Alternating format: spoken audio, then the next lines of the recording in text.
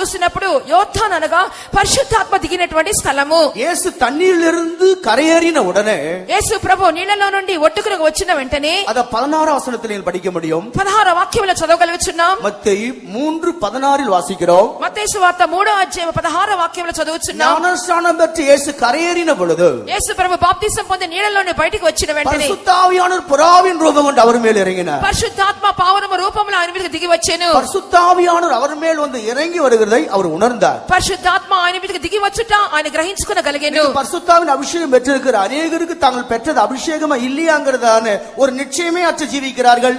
ఈ దినములలో పరిశుద్ధాత్మ అభిషేకం పొందినటువంటి అనేకులు తమ పొందింది అభిషేకమా కాదా అని నిశ్చయిత వారికి ఉండటలేదు. యేసు తన్మేల్ ఆవియానவர் வருகிறதை உணர்ந்தார், அறிந்தார். యేసు ప్రభువు తన మీదకి ఆత్మ దిగి వచ్చుట ఆయన గ్రహించుకొని ఉండెను. பரிசுத்தாவின் அபிஷேகத்தை பெற்றவர்கள், పరిశుద్ధాత్మ అభిషేకం పొందిన వారు தேவன் என் மேல் ஆவியை ஊற்றியிருக்கிறார் என்று விசுவாசிக்க வேண்டும். దేవుడు నా మీద ఆత్మ కుమ్మరించి ఉన్నారని విశ్వసించవలెను. மாம்சமான யாவர் மேல் என்னுடைய ஆவியை ஊற்றுவேன். ఇదిగో సర్వ శరీరుల మీద నా ఆత్మను కుమ్మరించెదను. இந்த உலகத்தில் அநேக ஆண்டவருடைய அபிஷேகத்தை பெற்றுக் கொண்டிருக்கிறார்கள். ఈ దినాల్లో లోకమంతా చూసినప్పుడు దేవుని యొక్క అభిషేకాన్ని చాలా మంది పొందుచున్నారు. ஒரு காலத்தில் பரிசுத்த ஆவி இல்லை என்று போதித்துக் கொண்டிருந்ததான கூட்டத்தார் இன்றைக்கு அபிஷேகம் பெற்று வருகிறார்கள். ఒకానొక కాలంలో పరిశుద్ధాత్మ లేదని చెప్పి బోధించే వాళ్ళు కూడా ఇప్పుడు అభిషేకాన్ని పొందుకొనుచున్నారు. பெருங்கூட்டத்தார் பரிசுத்த ஆவியானவர் இல்லை என்று போதித்துக் கொண்டிருந்தார்கள். ఒక పెద్ద గుంపు వారు పరిశుద్ధాత్మ లేదని చెప్పి బోధిస్తూ ఉన్నారు. அவர்கள் எல்லோரும் பரிசுத்த ஆவியை இன்றைக்கு ஒவ்வொருவராய் பெற்றுக் கொண்டு வருகிறார்கள். వారందరూ కూడా ఈ దినాల్లో పరిశుద్ధాత్మను పొందుకొనుచునే ఉన్నారు.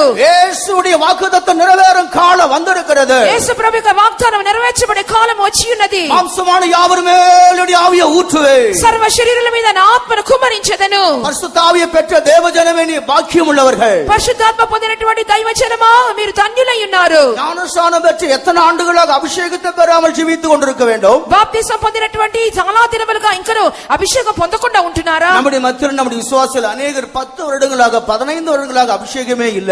కొంతమంది విశ్వాసులు మన మధ్యలో ఉంటున్నారు. 10-15 సంవత్సరాలుగా ఇంకా అభిషేకం లేకుండానే ఉంటున్నారు. நான் ஒரு இடத்தில் ஊழியம் செய்யும் பொழுது நம்முடைய விசுவாச தாத்தா பரிசுத்த ஆவியை விரும்பினார். మనం ఒక స్థలమందు సేవ చేస్తున్నప్పుడు ఒక విశ్వాసి అయిన తాతగారు పరిశుద్ధాత్మను కోరుకొని ఉన్నాడు. ஆண்டுகளானது ஞானஸ்நானம் பெற்று బాప్తిసం పొంది చాలా సంవత్సరాలు అయింది. காத்திருப்பு கூட்டத்தில் உட்கார்ந்து அழுவார். కనిపెట్టుకుంటంలో కూర్చొని పాపం ఏడుస్తూ ఉంటాడు. ஒரு நாள் நடந்தது என்ன தெரியுமா? ఒక దినమందు జరిగింది ఏంటో తెలియనా? ஒரு காத்திருப்பு கூட்டத்துல அவர் தரிசனத்தை காண ஆரம்பித்தார். ఒక కనిపెట్టు కూటములో ఆయన దర్శనం చూచుటకు ప్రారంభించారు. அவர் வந்து ஒரு இடத்துல இருக்கும் பொழுது புறாக்கள் வந்து அவர் மேல் இறங்க ஆரம்பித்தது. ఆయన వచ్చి ఒక స్థలంలో ఉంటున్నప్పుడు పావురములన్నీ ఆయన మీద దిగి వచ్చి చూచి ఉన్నాడు. புறாக்கள் எல்லாம் அவர் மேல் வந்து இறங்க ஆரம்பித்தது. ఒక తెల్లని పావురములన్నీ కూడా ఆయన మీదకి వచ్చి దిగుటకు ప్రారంభించినవి. இந்த தரிசனத்தை கண்ட மாத்திரத்தில் ஆவியில நிரம்பி குதிக்க ஆரம்பித்தார். ఈ దర్శనం చూచిన వెంటనే ఆత్మతో నింపబడి గంతులు వేటకు ప్రారంభించారు. பரிசுத்த ஆவியானவர் அது முதற்கொண்டு அவரோடு கூட இருந்தார். పరిశుద్ధాత్మ ఆ దినం మొదలుకొని ఆయనతో కూడా ఉండి ఉన్నది. நீ அபிஷேகம் பெறவில்லையே உனக்கு ஒரு நாள் ஆகிற அதை குறித்து பாரம் உண்டோ? పరిశుద్ధాత్మ లేనటువంటి నీకు ఒక్క దినమందైనా దాని గురించిన భారం ఉన్నదా? பரிசுத்த ஆவியை பெறாத ஜீவிக்கிற சகோதரனே உனக்கு அதை பற்றி கவலை உண்டோ? పరిశుద్ధాత్మ లేకుండా జీవిస్తున్న సహోదరుడా దాని గురించిన చింత నీకున్నదా? பரிசுத்தாவின் அபிஷேகம் பெற்றாதானே உன்னால பரிசுத்தமாக முடியும். పరిశుద్ధాత్మ అభిషేకం పొందినంతనే పరిశుద్ధ పరచబడి జీవితం చేయగలవు. பரிசுத்த ஆவியார் வந்தார் அல்லவா நீ பலப்பட முடியும். పరిశుద్ధాత్మ వస్తేనే కదా నువ్వు బలపరచబడగలవు. அநேகருக்கு சாட்சி சொல்ல பயம். ఈ దినాలు అనేక సాక్ష్యం చెప్పడం భయము. பரிசுத்த ஆவி இல்லாவிட்ட சாட்சியம் கூட இல்லை என்று வேதம் சொல்லுகிறது. పరిశుద్ధాత్మ లేకపోతే సాక్ష్యం కూడా లేదనే బైబిల్ చెప్పుచున్నది. சீசர்கள் பரிசுத்தாவின் அபிஷேகத்தை பெற்ற பின்புதான் சாட்சி சொல்ல வேண்டும் என்று இயேசு சொல்லி இருக்கிறார். శిష్యులతో దేవుడు పరిశుద్ధాత్మను పొందినప్పుడు మీరు సాక్షులుగా ఉందిరని యేసు చెప్పి ఉన్నారు. பரிசுத்தாவி உங்களிடத்தில் வரும் பொழுது పరిశుద్ధాత్మ మీ మీదకి వచ్చినప్పుడు நீங்கள் பலன் அடைவீர்கள். మీరు శక్తి నొందెదరు.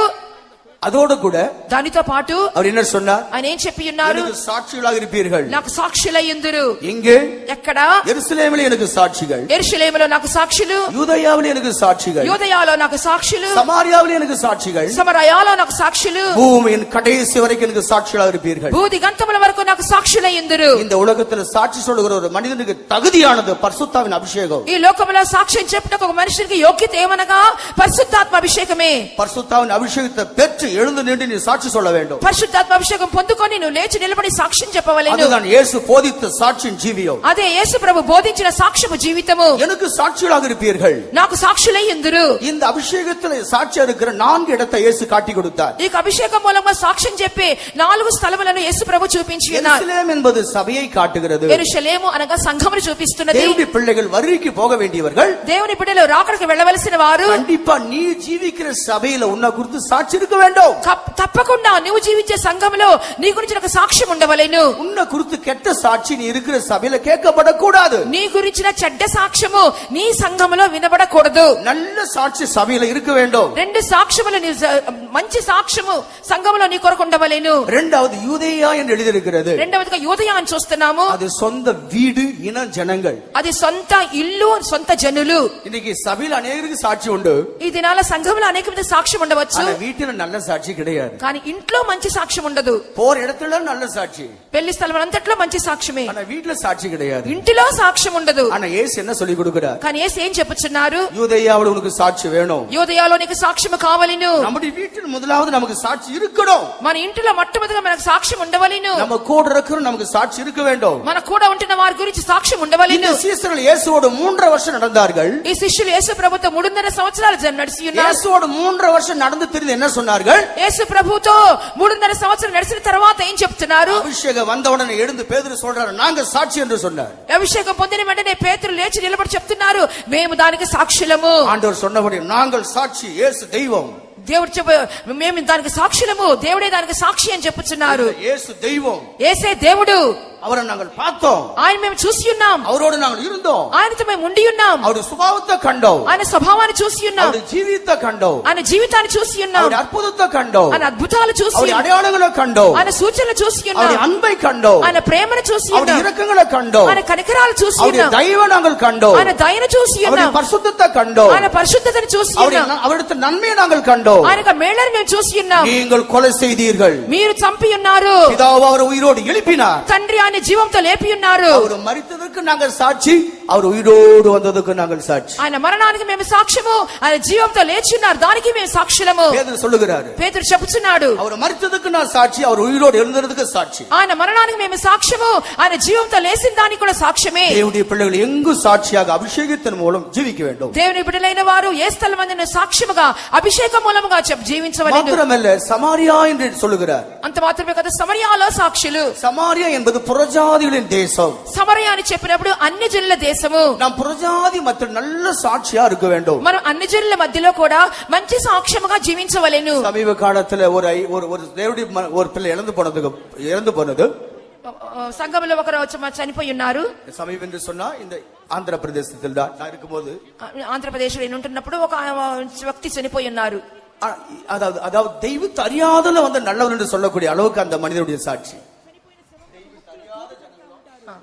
நல்லவர் என்று சாட்சி. దేవుని ఎరిగినటువంటి జనులు కూడా ఆయన గురించి మంచి సాక్ష్యం చెప్పుచున్నారు. எங்கே போனாலும் சாட்சி ஜீவித்தை காத்துக்கொள்ள வேண்டும். కాబట్టి మనం ఎక్కడికి వెళ్ళినా కూడా సాక్షి జీవితం కాపాడుకొనవలెను. நம்முடைய வேலை ஸ்தலமானாலும், మనకు ఉద్యోగ స్థలమైనను, நம்முடைய இன ஜனங்களிடத்தில் ஆனாலும், మనకు సొంత బంధు మిత్రుల ఎదురైనను, ஒரு நாள் ஒரு மனிதனோடு நாம் பழகினாலும் அவரிடத்தில் நமக்கு சாட்சி கிடைக்க வேண்டும். ఒక్క దినము ఒక మనిషితో అలవాటు పడినా సరే అక్కడ నుండి మనకు సాక్ష్యం రావలెను.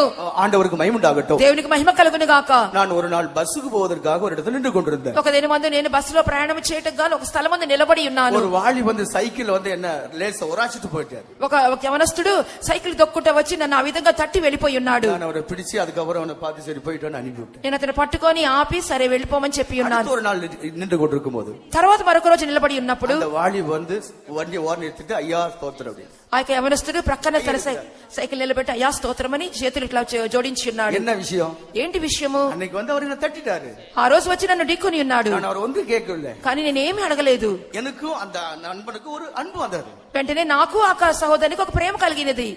அப்ப எங்க பார்த்தாலும் வர முடியும். ఎక్కడ చూసినా కూడా దగ్గరికి వస్తున్నాడు. நம்மால జీవికి முடியுதா? మనం ఆ విధంగా జీవించగలుగుతున్నామా? ஒரு நாள் ஒரு మనిషినోడు పడగనాலும் அந்த మనిషినోడు நமக்கு ஒரு அன்பு இருக்க வேண்டும். ఒక్క రోజు ఒక వ్యక్తితో అలవాటు పడినా సరే ఆ వ్యక్తి గురించిన ప్రేమ మనకు కలగాలి. యేసుడి జీవితం அப்படிதான் இருந்தது. యేసు యొక్క జీవితం అలాగనే ఉండెను. ஒரு போன இடத்துலலாம் நன்மை செய்தார். వెళ్ళుచున్న చోట్లంతా మేలు చేసెను. எல்லாரும் நன்மையை காண்பித்துக் கொண்டிருந்தார். అందరికి మేలే చూపించి ఉన్నారు. நாம் மன்னிக்க வேண்டும். ఆయన క్షమించవలెను. நாம விட்டு கொடுக்க வேண்டும். మనం వదిలిపోయవలెను. நம்மோடு வேலை ஸ்தலத்தில் வேலை செய்கிறவர்களை మన ఉద్యోగ స్థలంలో ఉద్యోగం చేయించిన వారితో நான் விட்டு கொடுக்க வேண்டும், మనం వదిలివేయవలెను, மன்னிக்க வேண்டும். క్షమించవలెను. அவங்க தெய்வத்தை போல நம்மை பார்க்க வேண்டும். వాళ్ళు మనల్ని దేవుళ్లాగా మనం చూసుకోవాలి. கண்டிப்பாக அவங்களுக்கு உண்மையில் ஒரு சாட்சி இருக்கும். తప్పకుండా వారికి నీ గురించిన సాక్ష్యం ఉండును. அபிஷேகம் பெற்ற தேவனுடைய பிள்ளைகள் அவர்கள் சமாரியாவிலே சாட்சியோடு ஜீவிப்பார்கள். అభిషేకం పొందిన దేవుని చెరులు సమరయాలో కూడా సాక్ష్యముగా జీవిస్తారు. பூமி எங்கும் எனக்கு சாட்சிகளா இருப்பீர்கள். భూ దిగంతముల వరకు నాకు సాక్షులయ్యుందురు. நாம் போகிற எல்லா இடத்திலும் இயேசுவுக்கு சாட்சியாக ஜீவிக்க வேண்டும். మనం వెళ్ళుచున్న ప్రతి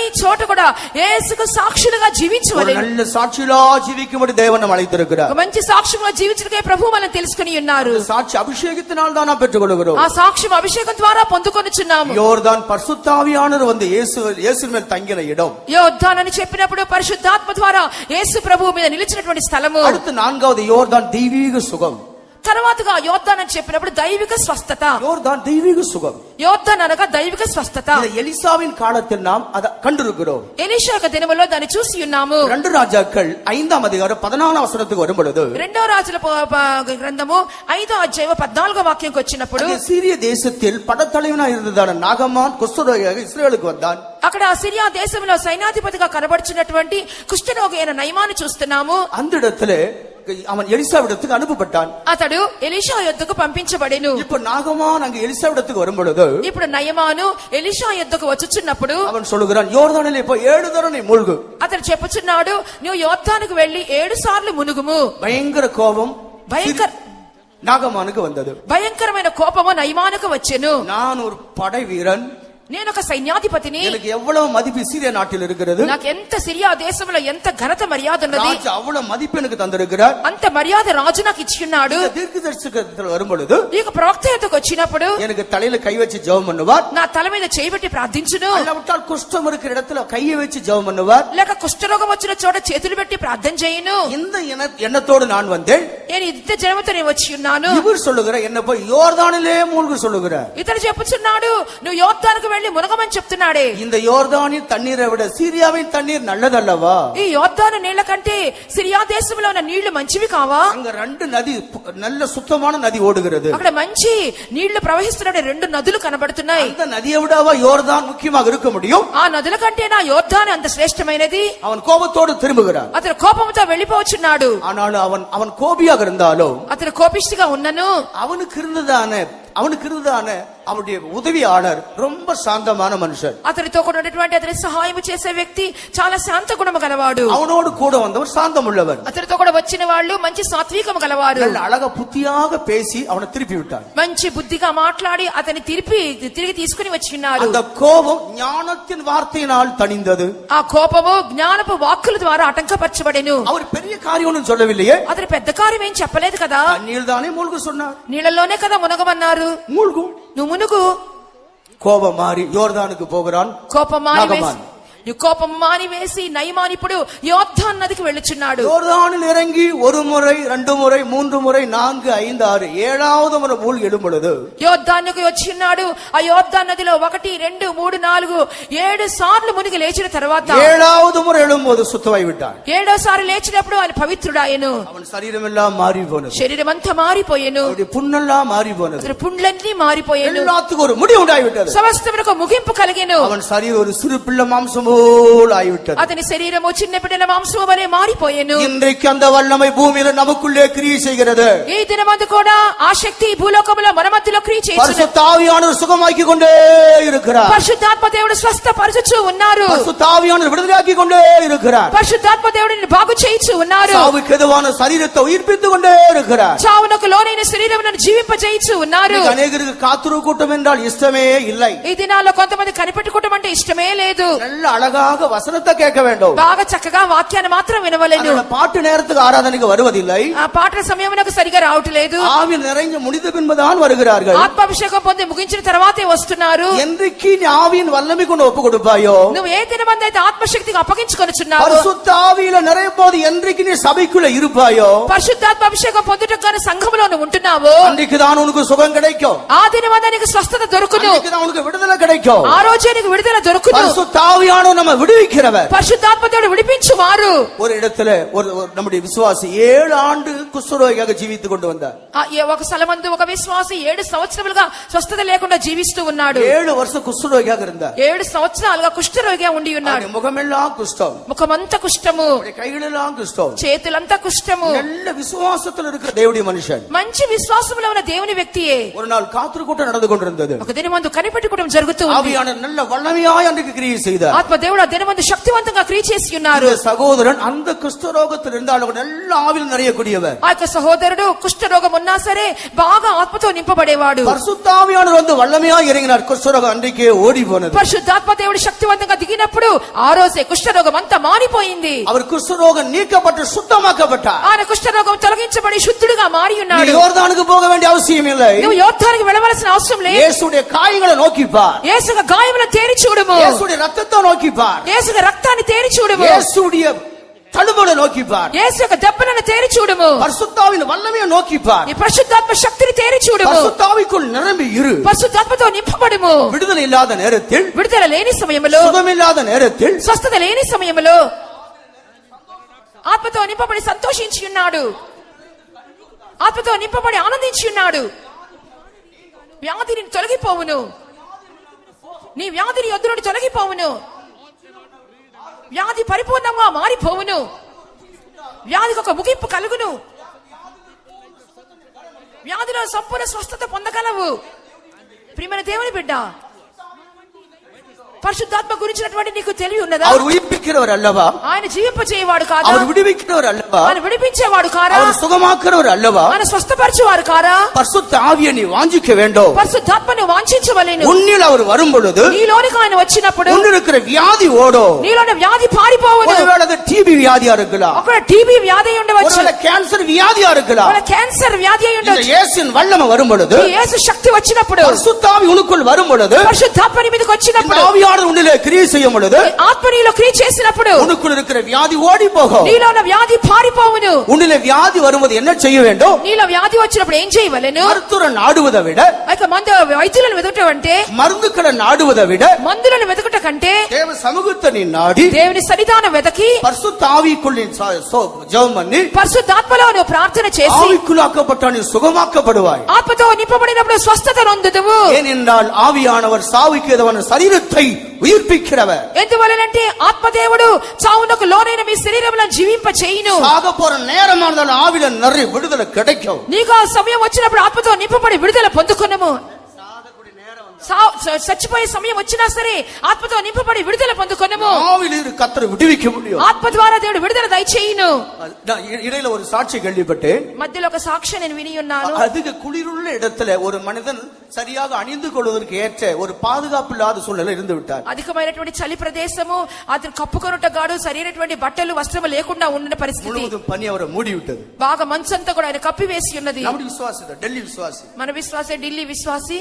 பனி முழுவதும் சரீரத்தை மூடி விட்டது. మంచంతా కూడా ఆ శరీరం అంతా కప్పివేసి ఉన్నది. மரித்தவர் போல் மாறி விட்டார். చనిపోయిన వాని వలె కనబడి ఉన్నాడు. ஆண்டவர் வீட்டுக்கு கொண்டு வந்து விட்டார். దేవుడు ఎలాగో ఇంటికి తీసుకుని వచ్చి ఉన్నారు. வீட்டுல கொண்டு வந்து பார்த்தா மரித்து போனது போல இருக்கிறார். ఇంటికి వచ్చి చూస్తే శరీరం అంతా కూడా చల్లబడిపోయి మరణించే స్థితిలో ఉన్నది. உள்ளுக்குள் ஆவியில் நிறைந்து கொண்டே இருந்திருக்கிறார். కానీ లోపల ఆత్మతో నింపబడుతూ ఉన్నాడు. குறிக்கப்பட்ட நேரம் வந்தது. నిర్ణయించబడే సమయం వచ్చింది. ஆவியின் உஷ்ணம் வெளியே வந்தது. ఆత్మిక ఉష్ణత బయటకు వచ్చింది. விடுவிக்கப்பட்டு எழுந்து தன் வேலைக்கு போய்விட்டார். సమస్తమును విడిపించబడి లేచి తన ఉద్యోగానికి వెళ్ళి, பரிசுத்த ஆவி உனக்குள் இருந்தால், పరిశుద్ధాత్మ నీలో ఉంటే, பரிசுத்த ஆவியானவர் எனக்குள் இருந்தால், పరిశుద్ధాత్మ నాలో ఉంటే வியாதி கட்ட முடியாது, వ్యాధి బంధించలేదు, வியாதி ஜெயிக்க முடியாது, వ్యాధి జయించలేదు, வியாதி மேற்கொள்ள முடியாது. వ్యాధిని జయించలేదు. நமக்குள் இருக்கிற ஆவியானவர் ஒரு வல்லமுள்ள ஆவியானவர். మనలో ఉండిన ఆత్మదేవుడు శక్తివంతమైన ఆత్మ. இன்றைக்கு அநேகர் பரிசுத்த ஆவியை இழந்து போனார்கள். ఈ దినాలు అనేక మంది పరిశుద్ధాత్మను పోగొట్టుకొని ఉన్నారు. பரிசுத்த ஆவியில நிறைந்து சந்தோஷப்படுவதை விட்டு விட்டார்கள். పరిశుద్ధాత్మతో నింపబడి సంతోషించడం విడిచిపెట్టి ఉన్నారు. இதனால வியாதி மேற்கொள்ளுகிறது. అందువల్ల వ్యాధి జయించుచున్నది. இதனால் பாவங்கள் மேற்கொள்ளுகிறது. అందువల్ల పాపాలు జయిస్తున్నవి. இதனால் தீமைகள் மேற்கொள்ளுகிறது. అందువల్ల కీడులు జయించున్నవి. பரிசுத்த ஆவியானவருக்கு நீ இடம் கொடுத்து, పరిశుద్ధాత్మను చోటిచ్చి, நல்ல ஆவியானவருடைய சரீரத்தில் வாசம் பண்ணினால், బాగా ఆత్మదేవుని శరీరంలో నివాసం చేస్తే, வியாதி பார்த்து நீ போன்னு சொல்ல வேண்டிய அவசியமே இல்லை. నీ వ్యాధి కొరకు నువ్వు సాకులు చెప్పన అవసరం లేదు. அந்த வண்ணம் நம்மில் வந்த தான வியாதி ஓடும். ఆ శక్తి వచ్చినప్పుడు ఆ వ్యాధి తనంత తానే పారిపోవును. ஏசா கானானிலே வாழ்ந்து வந்தான். ఏసావు కనాన్లో నివాసం చేసి ఉన్నాడు. கானான் இருக்க வேண்டும் யார்? யாக்கோபு. కానాన్లో ఉండవలసిన వాడు యాకోబు. கானான்ல இருக்க வேண்டியது யாக்கோபு இருக்க வேண்டும். కానాన్లో ఉండవలసిన యాకోబు ఉండవలెను. ஆனா ஏசா குடி இருக்கிறான் 20 வருஷ காலமாக. కానీ 20 సంవత్సరాలుగా ఏసావు నివాసం చేస్తున్నాడు. யாக்கோபு இப்ப கானானுக்கு வருகிறான். ఇప్పుడు యాకోబు కనానుకు వచ్చుచున్నాడు. கானானுக்கு யாக்கோபு வந்த உடனே కానానుకు యాకోబు వచ్చిన వెంటనే இப்ப అங்க இருந்த ஏசா தானா ஓடி போனான். ఇప్పుడు ఏసావు తనంతట తానే వెళ్ళిపోచున్నాడు. யாக்கோபு கானான்ல குடியிருக்க வந்து அங்க சேர்ந்த உடனே యాకోబు కనాన్లో నివాసం చేయడానికి అక్కడ వచ్చిన వెంటనే ஏசா என்ன செய்கிறான்? ఏసావు ఏం చేస్తున్నాడు? யாக்கோபு சொல்லாமலே, యాకోబుతో చెప్పకుండానే, இல்ல யாக்கோபு அவனிடத்தில் சொல்லாமலே, యాకోబు అతనితో చెప్పకుండానే, போ என்று சொல்லாமலே, నువ్వు పో అని చెప్పకుండానే ஏசா தானாகவே தீர்மானம் பண்ணினான். ఏసావు తనంతట తానే తీర్మానం చేస్తున్నాడు. தனக்கு உண்டான எல்லாம் எடுத்து மூட்டை கட்டியாச்சு. తనకున్న సమస్తమును మూట కట్టుకొని ఉన్నాడు. எங்கே போனார்? ఎక్కడికి వెళ్ళాడు? சேயீர் மலை தேசத்துக்கு போனார். సెయీరు మన్యము వైపుకు వెళ్ళి ఉన్నాడు. யாக்கோபு சீரியாவில் இருக்க வரைக்கும் இவன் இங்கே இருப்பான். యాకోబు సిరియాలో ఉంటున్న వరకు ఇతడు ఇక్కడే ఉండును. பரிசுத்த ஆவியானவர் உனக்குள் வரும் வரைக்கும் வியாதி உன்னில் இருக்கும். పరిశుద్ధాత్మ నీలో లేనంత వరకు వ్యాధి నీలో ఉండును. உன்னில் இருக்கிற பாவ குடிகொண்டே இருக்கும். నీలో పాపమాల నివాసం చేయును. இந்த ஆவியானவர் உள்ளே வந்தால் இவைகள் எல்லாம் வெளியேறும். ఈ ఆత్మ నీలోకి వచ్చినప్పుడు ఇవన్నీ బయటకు వెళ్ళిపోవును. வெளியே போக வேண்டிய எல்லாம் வெளியே போகும். బయటకు వెళ్ళవలసినవి బయటకు వెళ్ళిపోవును. நிறைவானது வரும் பொழுது குறைவானது ஒளிந்து போகும். నిండైనది వచ్చినప్పుడు కొరత గలది పారిపోవును. யோர்தான் பரிசுத்த ஆவியானவருக்கு, யோர்தான் பரிசுத்த ஆவியானவர் வந்து இறங்கின இடம். కాబట్టి యోర్దాను పరిశుద్ధాత్మ దిగినటువంటి చోటు நாம் அபிஷேகம் பெறுவதற்கு அடையாளம். మనం అభిషేకం పొందిన దానికి సూచన. ஐந்தாவதாக யோர்தான் போராட்டம். ఐదవదిగా చూసినప్పుడు యోర్దాను అనగా పోరాటము. இது நீங்கள் எரேமியா 12:6 படிக்கலாம். దీని గురించి ఇర్మియా గ్రంథము 12వ అధ్యాయము 6వ వాక్యంలో చదువుచున్నాం. இந்த யோர்தான் பிரவாகித்து வருகிறதான ஒன்று. ఈ యోర్దాను ప్రవాహముగా వచ్చినటువంటి స్థలము. பிரவாகம் போல வெள்ளம் போல் வருகிறதான சத்துரு. జల ప్రవాహము వలె వస్తున్నటువంటి శత్రువు. யோர்தான் தண்ணீர் பிரவாகித்து ஓடுகிற இடம். యోర్దాను నది అనేది ప్రవాహముగా ప్రవహించే స్థలము. ஆகையால் இந்த பிரவாகம் போல வருகிறதான இந்த சத்துருக்களுக்கு விரோதமாக, ఈ ప్రవాహంగా వస్తున్నటువంటి ఈ శత్రువులకు విరోధముగా ஆவியானவர் தாமே கொடியேற்றுகிறார். ఆత్మీయ వారు ధ్వజమెత్తుచున్నారు. இதோட அர்த்தம், దీని అర్థము தேவனுடைய பிள்ளைகளாகிய நம்மை ஆண்டவர் சோதனை நடுவில் தான் நாட்டி வைத்திருக்கிறார். దేవుని పిల్లలైన మనలను దేవుడు శోధనల మధ్యలోనే నాటి ఉన్నారు. தேவன் நம்ம சோதனை நடுவில் தான் மாட்டி வைத்திருக்கிறார். దేవుడు మనల్ని శోధనల మధ్యలోనే నాటింప చేస్తున్నారు. சோதனை நடுவில் தான் நம்ம வைத்திருக்கிறார். శోధనల మధ్యలోనే దేవుడు మనలను ఉంచి ఉన్నారు. சோதனை நடுவில் தான் நாம் ஜீவிக்க வேண்டும். శోధన మధ్యలోనే మనము జీవించవలెను. கிறிஸ்தவ வாழ்க்கை என்பது சோதனைக்குள் இறங்குகிற ஒரு வாழ்க்கை. ఈ క్రైస్తవ జీవితం అనేది శోధనలోకి దిగిపోయే జీవితము. 30 ఆண்டுகள் இயேசுக்கு சோதனை இல்ல. 30 సంవత్సరములు యేసు ప్రభువుకు శోధన లేదు. ஞானஸ்நானம் பெற்றாரு, బాప్తిసం పొంది ఉన్నారు, அபிஷேகம் பெற்றாரு, అభిషేకం పొంది ఉన్నారు. அப்பதான் சோதனைக்காரன் வருகிறார். అప్పుడే శోధనకారుడు వస్తున్నాడు. இந்த கிறிஸ்தவ வாழ்க்கைங்கிறது சோதனைக்குள் பிரவேசிக்கிற ஒரு வாழ்க்கை. ఈ క్రైస్తవ జీవితం అనేది శోధనలోనికి ప్రవేశించే జీవితము. அந்த சோதனையில் அழிந்து போகாமல் இருக்கும்படி, ఆ శోధనలో నశింపకుండా ఉండు నిమిత్తము பரிசுத்தாவின் பலத்தோடு ஜெபத்திலே நாம் ஜீவிக்க வேண்டும். పరిశుద్ధాత్మ బలముతో ప్రార్థనలో మనం జీవించవలెను. பரிசுத்தாவின் வல்லமையோடு கூட ஜெபத்திலே நாம் ஜீவிக்க வேண்டும். పరిశుద్ధాత్మ శక్తితో కూడా ప్రార్థనలో మనం జీవించవలెను. ஆகையால் ஆண்டவர் சோதனை நளியிலே கொண்டு போகிறார். కాబట్టి దేవుడు మన శోధనల మార్గంలో తీసుకుని వెళుచున్నారు. ఎందుకు మనం திரும்ப ஞானஸ்நானம் பெற்று அபிஷேகம் பெற்றோமோ, ఎప్పుడు మనం మారు మనసు పొంది బాప్తిసం తీసుకొని అభిషేకాన్ని పొందుకొని ఉన్నాము, தேவன் நம்ம சோதனையின் வழியிலே நிறுத்தி விட்டார். దేవుడు మన శోధనల మార్గంలో నిలబెట్టి ఉన్నారు. இடுக்கமான வாசலிலே நம்ம நிறுத்தி விட்டார். ఇరుకైన ద్వారం మధ్యలో మనం నిలబెట్టి ఉన్నారు. அப்படிப்பட்ட வழியில் தேவன் நம்ம நடத்தி கொண்டு போகிறார். అటువంటి మార్గంలో దేవుడు మనం నడిపిస్తూ వెళుచున్నారు. ஆனா இந்த சோதனையின் காலத்தில் தேவ ஆவியானவர் நமக்கு கொடியேற்றுகிறவர். కానీ ఈ శోధన కాలంలో దేవునికి ఆత్మ ధ్వజమెత్తుచున్నారు. ஆகையால் இந்த யோர்தான் இந்த 5 காரியங்களுக்கு அடையாளமாக இருக்கிறது. కాబట్టి యోర్దాన్ అని చెప్పినప్పుడు ఈ 5 కార్యములకు సాదృశ్యముగా ఉన్నది. இன்னும் अनेक விஷயங்கள் உண்டு. ఇంకా అనేక విషయములు ఉన్నవి. இந்த யோர்தான் தான் எலியாவுடைய பரலோகத்தில் எடுத்துக்கொள்ளப்படுதல் இருந்தது. ఇక యోర్దాన్ అని చెప్పినప్పుడు ఏలియాను పరలోక రాజ్యంలోకి తీసుకుని వెళ్లే స్థలమై ఉన్నది. உலகத்தில் எலியாவுடைய ஊழியம் நிறுத்தப்பட்டது யோர்தான். ఈ యొక్క లోకములో ఉన్నటువంటి ఏలి యొక్క సేవ యోర్దాన్ నది దగ్గర ఆపివేయబడి ఉన్నది. இந்த உலகத்தில் எலிசாவுடைய ஊழியம் தொடங்கினது யோர்தான் தான். ఈ లోకములో ఎలీషా యొక్క సేవ ప్రారంభించబడింది యోర్దాన్ దగ్గరే. எலியாவின் வேலை முடிந்து எலிசாவின் வேலை தொடங்கினது. ఏలియా పని ముగించబడింది, ఎలీషా సేవ ఆరంభించబడింది. அங்கேதான் பரலோகத்துக்கு எலியா ஏறி போகிறார். అక్కడే ఏలియా పరలోకమునకు ఆరోహణం అవుతున్నాడు. இந்த யோர்தானில் தான் தேவன் 12 கற்களாகிய நம்மை ஆண்டவர் அங்க நாட்டுகிறார். అటువంటి యోర్దానులోనే ఈ 12 రాలనేటువంటి దీని యోర్దాలో నిలబెట్టుచున్నారు. నడుపుమో దేవా కృపతో నింపుము నా ప్రభువా, కృపలో నడుపుము ఓ దేవా. కృపతో నింపుము నా ప్రభువా, నిత్యము కృపలో నన్ను నడిపే, నిన్నెదుర్కొనుటకు శక్తినిమ్ము. నిత్యము కృపలో నన్ను నడిపే, నిన్నెదుర్కొనుటకు శక్తినిమ్ము. దేవా నీ కృప నిరంతరం మారనిదెప్పుడు నా ప్రభువా, నిత్య జీవము గలది ప్రియ ప్రభువా. దేవా నీ కృప నిరంతరం